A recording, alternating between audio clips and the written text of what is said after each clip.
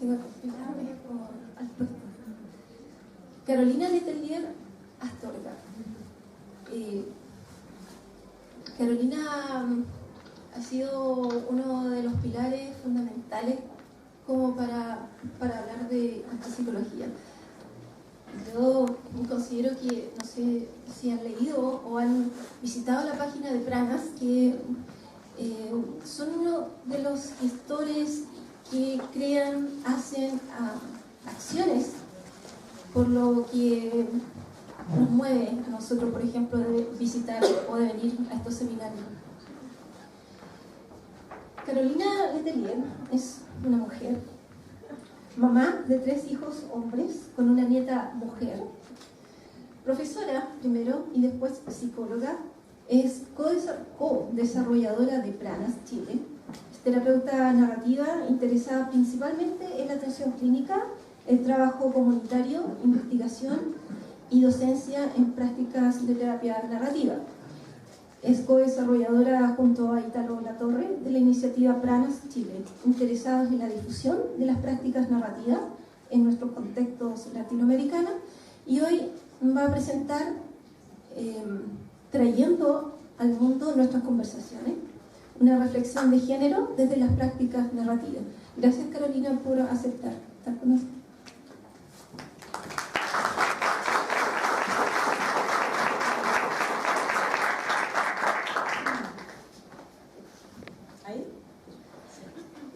Bueno, gracias por la invitación. La verdad es que la Carola me mandó un mensaje por Facebook y yo pensé que iba a ser como una mesa con un grupito de 10 estudiantes en que íbamos a conversar.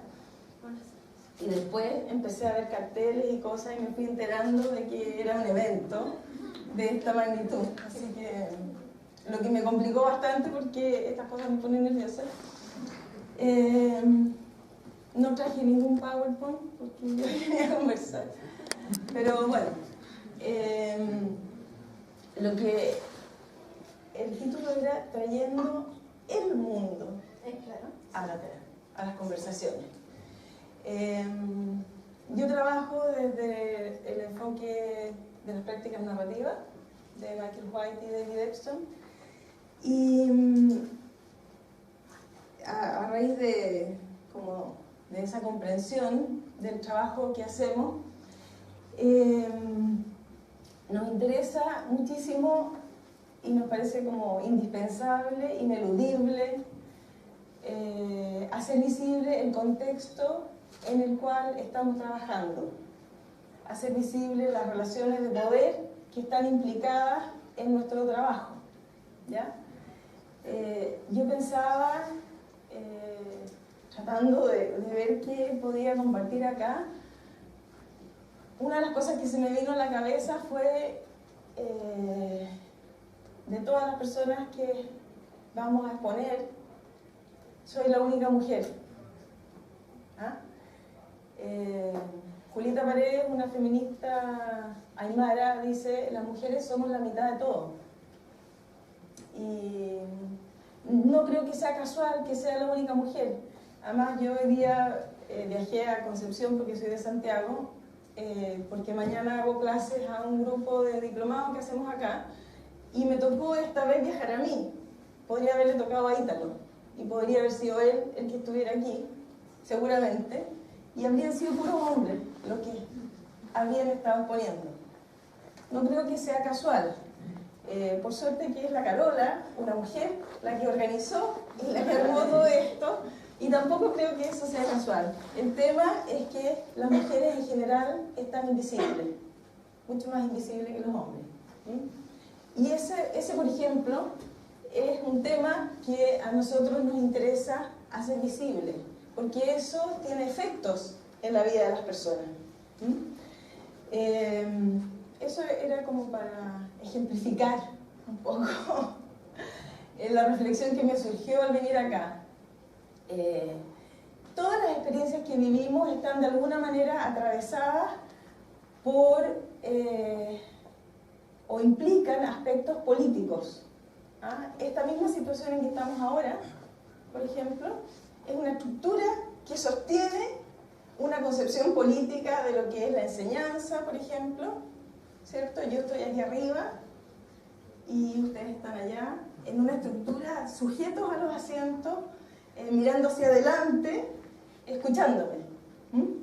Eso tampoco es casual. Se supone que hay alguien que sabe y otros que no saben y que están ahí para recibir el conocimiento. ¿Ah? Yo pensaba, cuando uno trabaja en consulta privada, por ejemplo, o en un box de atención, en un consultorio, adentro hay dos personas, ¿cierto? Y tradicionalmente se ha entendido que ese espacio es una especie de cápsula espacial. ¿Ah?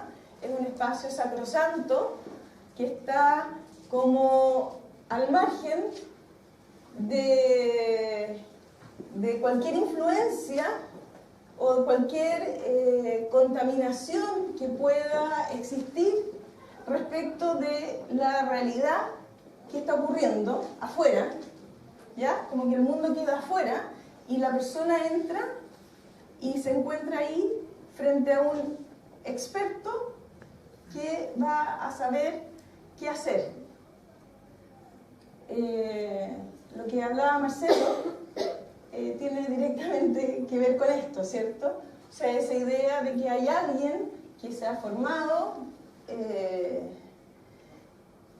en una ciencia y que por el hecho de haberse formado en esa ciencia, que como él decía, es un modelo que se ha transformado finalmente como en una verdad incuestionable, porque como que la realidad fuera así, no fuera un modelo, va a tener la capacidad para saber qué es lo que le pasa al otro. Y el otro, con toda su historia, con todos sus conocimientos, con todas sus habilidades, con todos sus saberes, se quedan como afuera. ¿Ah? Es como alguien, como una especie de recipiente vacío, al cual el especialista va a interpretar y va a escudriñar y va a saber lo que necesita, lo que le pasa, lo que significa, lo que está viviendo, lo que le hace bien y lo que no le hace bien, lo que le conviene hacer para su vida. Porque para eso yo tengo mi bata blanca, ¿cierto? Y la sociedad incluso me dio este poder para ejercer mi profesión. Nosotros entendemos que siempre vamos a estar atravesados en cualquier lugar por los aspectos políticos de la situación en que estamos viviendo. Entonces vamos a entender que en ese box o en ese espacio supuestamente sacrosanto, incontaminado, está todo eso ahí. Una cosa es que no lo explicitemos, una cosa es que no lo hagamos visible, pero eso va a estar necesariamente ahí, porque nosotros como profesionales somos parte de nuestra cultura, la representamos, ¿cierto? Y la persona que viene, por supuesto, también, y trae todo su mundo cuando acude a la consulta. El que nosotros seamos parte de esta cultura, además, en el caso de nosotros, que como especialistas, como profesionales, no solo representamos a la cultura, sino que particularmente nuestra disciplina de psicología, junto con otras, está concebida como como un dispositivo que permite utilizar este poder para clasificar a las personas, para ubicarlas en este continuo de normalidad, salud, locura, adecuado, inadecuado, sano, enfermo, o logrado, no logrado, como solemos hacer, ¿cierto? Somos un instrumento para hacer eso. Se espera eso de nosotros. Entonces, no podemos pretender que eso no esté operando en el momento en que estamos enfrentando una conversación. No podemos pretender ser tan ingenuos de que eso queda afuera y que la persona, cuando se acerca a nosotros, nos va a escuchar con una cierta reverencia, digamos, sabiendo que nosotros somos el experto o la experta. Entonces eso nos pone desafíos importantes. ¿Cómo nos hacemos cargo de eso? ¿Cómo no aprovechamos esa posición de privilegio, de ventaja frente al otro, para definir su vida, para decirle desde nuestro conocimiento, desde nuestras ideas, lo que tiene y lo que debe hacer? ¿Y cómo nos hacemos cargo entonces de poder poner al centro del trabajo, de trabajar en colaboración con la persona, pero en colaboración no como yo te digo en qué me vas a ayudar, sino que en colaboración codo a codo, para que los conocimientos de la persona, para que los valores de la persona, para que la historia de la persona, lo que ella ha ido construyendo a lo largo de su vida, porque la persona tiene una vida, ¿cierto? Que por algo llegó ahí. Se ponga al centro de nuestro trabajo. Nosotros asumimos que somos seres históricos, seres situados, estamos en un lugar determinado, en una época determinada, y eso no es irrelevante. Eso se va a reflejar y es parte generalmente de los problemas que las personas están viviendo, el contexto en que están inmersos. Los contextos generalmente son los que alimentan los problemas, los que los reproducen y perpetúan. Entonces, ¿cómo nos hacemos cargo de eso? Una cuestión indispensable para nosotros entonces va a ser hacer visible ese contexto de relaciones de poder. ¿A qué me estoy refiriendo con esto? No solo asumir que yo estoy en una relación de poder con la persona con la que estoy trabajando, sino que también esa persona está en un contexto donde está atravesada por múltiples relaciones de poder, por múltiples discursos dominantes que están definiendo lo que se espera de ella, lo que debiera ser su vida.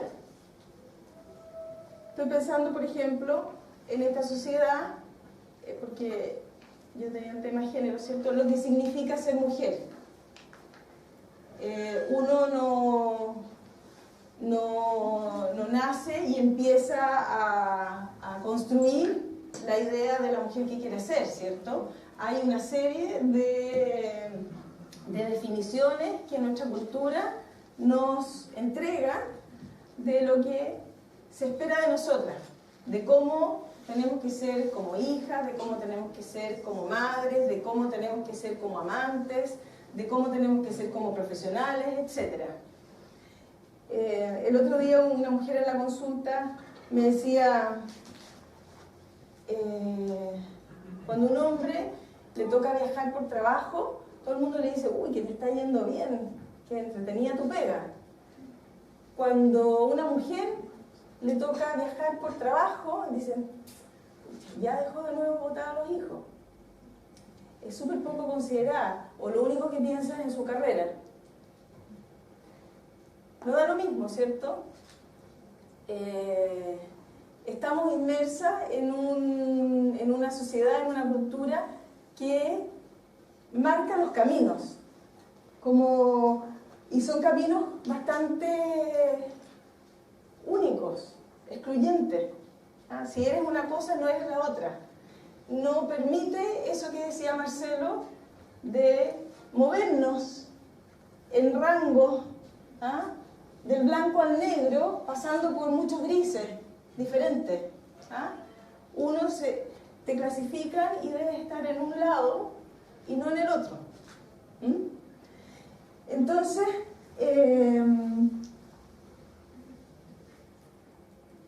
tenemos que permanentemente estar junto con las personas haciendo visible el contexto en que vive y en que los problemas que vive se desarrollan y se mantienen.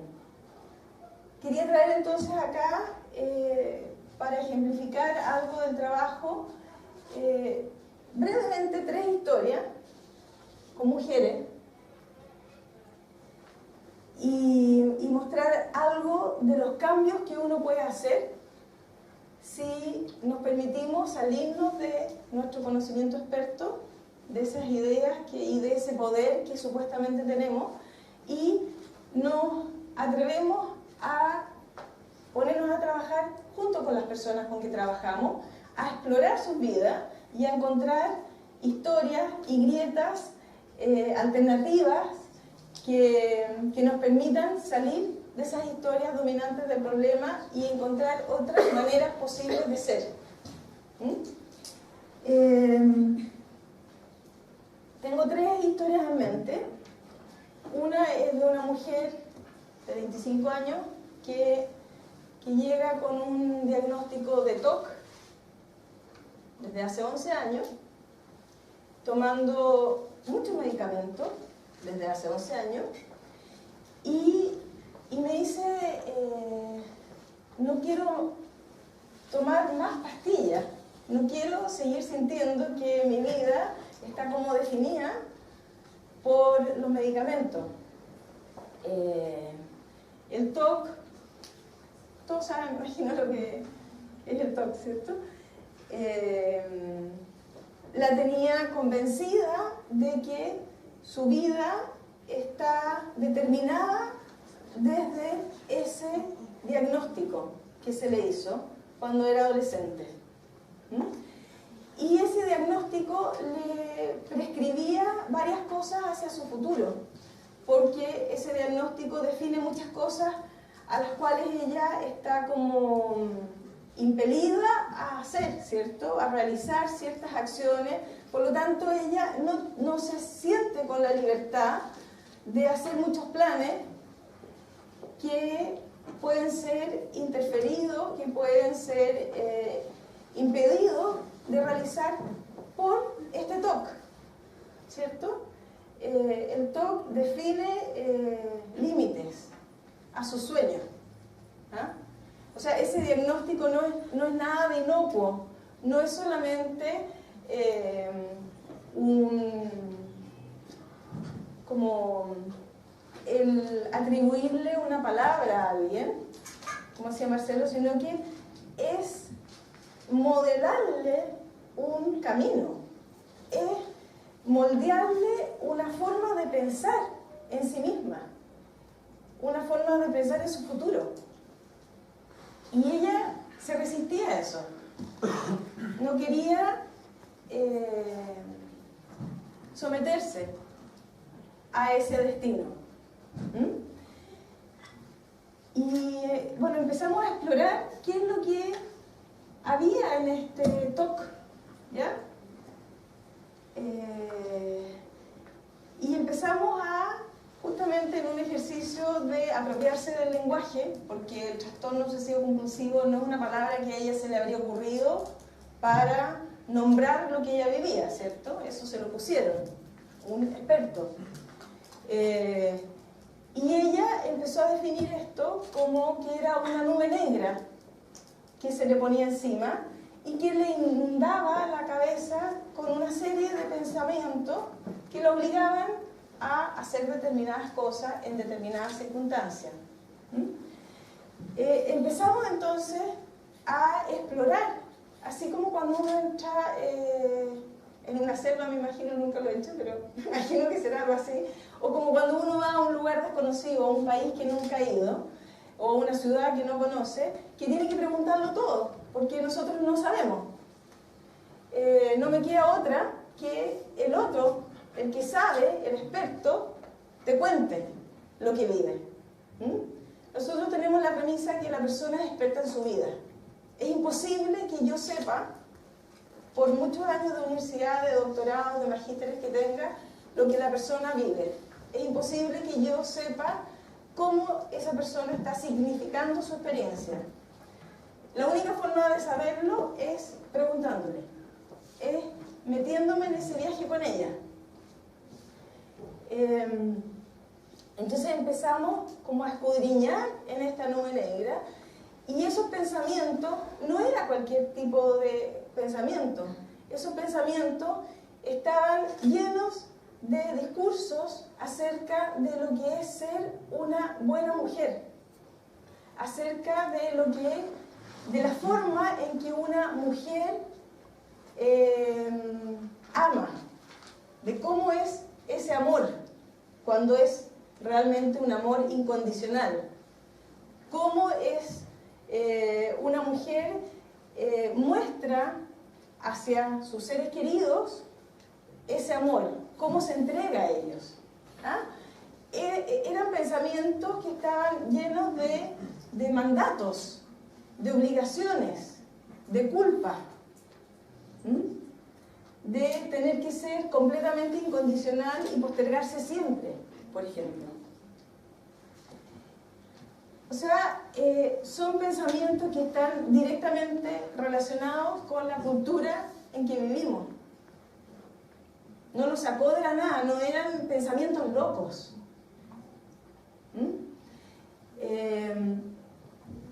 Bueno, con ella hemos estado trabajando, llevamos, no sé, como unos 8 meses. Ha podido reducir a más de la mitad los medicamentos.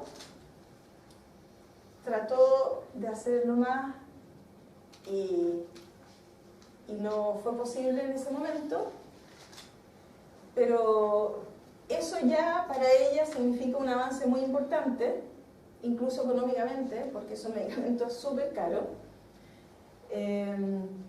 pero sobre todo ella está con la sensación de estar apropiándose de su vida. Está con la sensación de que va a poder hacer cosas que no cabían en la historia de ser una mujer con TOC. Está proyectándose a cumplir sueños que no eran posibles desde esa otra historia. Y no es que esta historia no exista, no es que esta historia la vamos a hacer desaparecer. Ella vive con esta historia, pero ella tiene otras historias posibles acerca de sí misma. Y eso es lo que a nosotros nos interesa poder recuperar, poder construir, poder hacer visible para que ella pueda ampliar su territorio donde moverse, para que los caminos que ella pueda elegir en la vida no estén moldeados solo por este diagnóstico de TOC, sino que ella pueda inventarse otros caminos.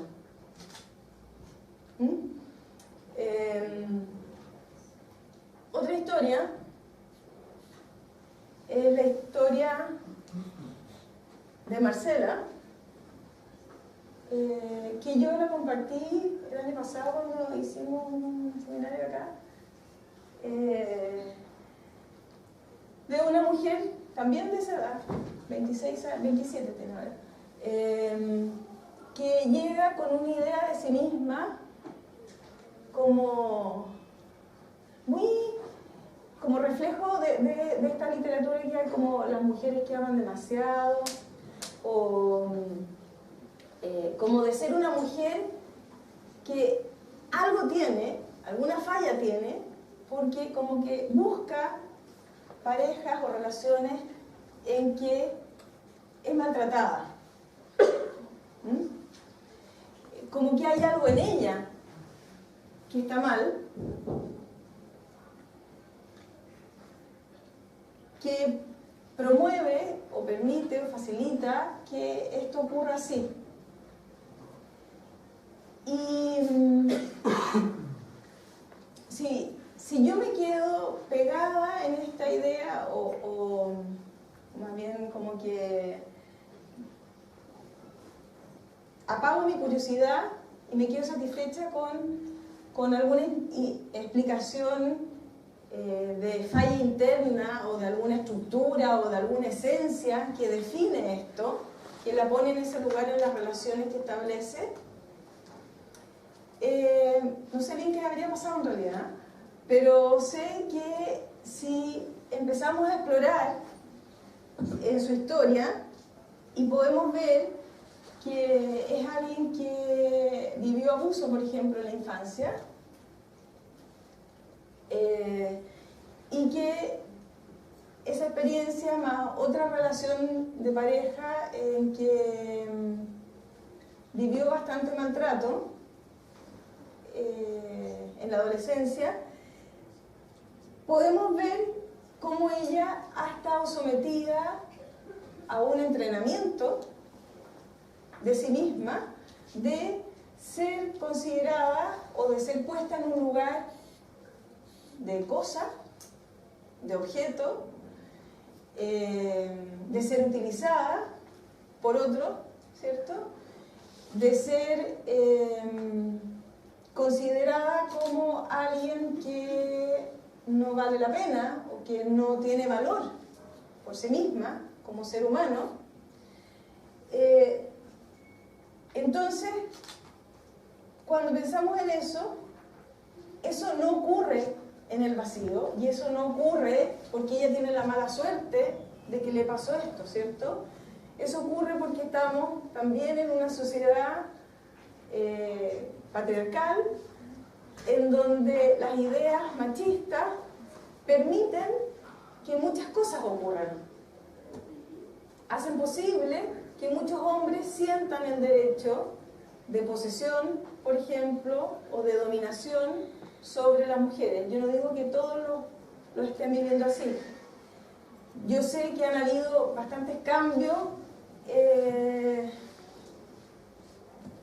nuestra sociedad en este sentido, pero también sé que siguen vigentes muchísimas ideas de esto. Todos sabemos las cifras de femicidio, por ejemplo, vamos en 36 este año, y eso no ocurre por casualidad, eso ocurre porque hay una sociedad, una cultura, una serie de discursos que están instalados todavía y plenamente vigentes, y que los respiramos y los vamos aprendiendo desde que nacemos, querámoslo o no, es como el aire en que estamos metidos, y que permite y sostiene ese tipo de prácticas en que un hombre, por ejemplo, puede sentir que tiene el derecho de controlar o de maltratar o de descalificar o de devaluar